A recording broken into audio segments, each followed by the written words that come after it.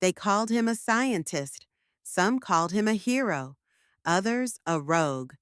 But to millions of Pakistanis, he was something else entirely. A guardian of the nation, a man who gave a fragile country the strength to never be humiliated again. But before the fame, before the sanctions, before the nuclear blast that turned the mountains white, there was just a man with a briefcase walking out of an airport in Pakistan, holding something far more powerful than any weapon: knowledge. Dr. Abdul Qadeer Khan wasn't born into power. He was born in 1936 in Bhopal, British India. When partition came, like millions of others, his family moved to Pakistan, a land still figuring out how to survive. He was a boy in a new country, shaped by loss and migration, molded by discipline and brilliance. He studied abroad, Germany, then the Netherlands, then Belgium, a metallurgist by training, but his mind was sharper than any steel he ever worked with. At the time, Europe was at the cutting edge of nuclear technology, and he was there, not just watching it unfold, but quietly absorbing it all. Then came 1974. India tested its first nuclear bomb. To the world, it was a regional shift. To Pakistan, it was a deafening alarm. The wound of 1971, the fall of Dhaka, the splitting of Pakistan, was still raw. That test felt like a knife twisted deeper.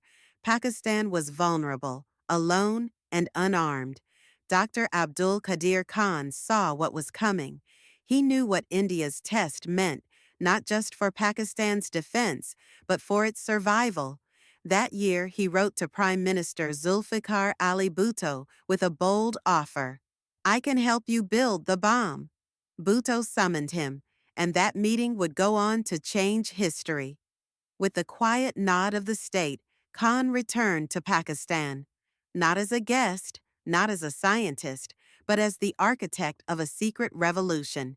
He established a facility in Kahuta, hidden from the world, away from the eyes of satellites and spies.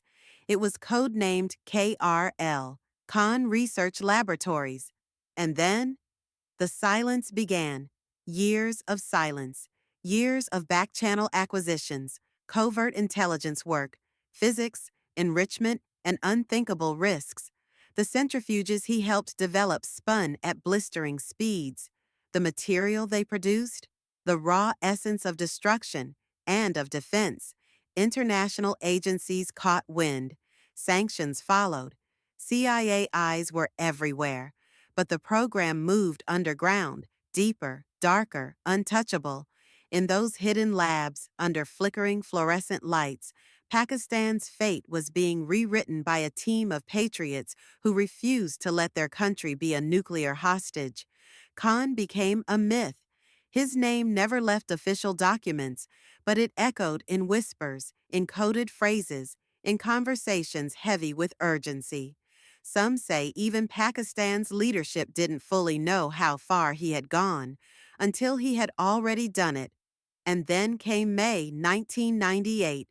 India tested again. Another blast, another challenge. The pressure on Pakistan was unbearable.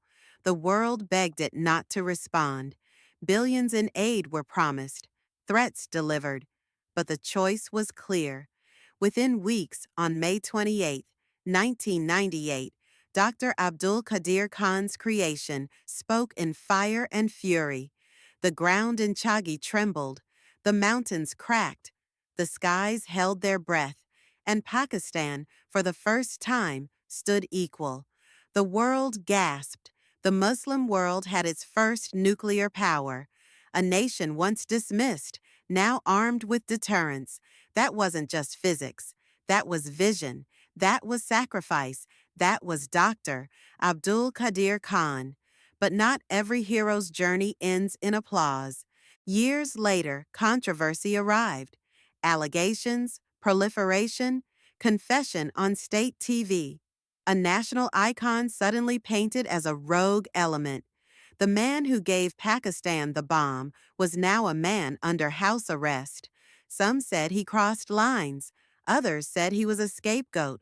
But to millions of Pakistanis, the truth is simple. Without him, there would be no nuclear Pakistan.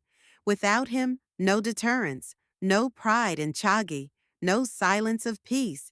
He didn't just enrich uranium. He enriched the nation's self-belief. He gave a voice to the fear-stricken, strength to the wounded, and power to the powerless. Whether history remembers him as a savior or a shadow, one thing remains. Abdul Qadeer Khan changed the fate of a nation. He didn't save Pakistan with speeches or policies.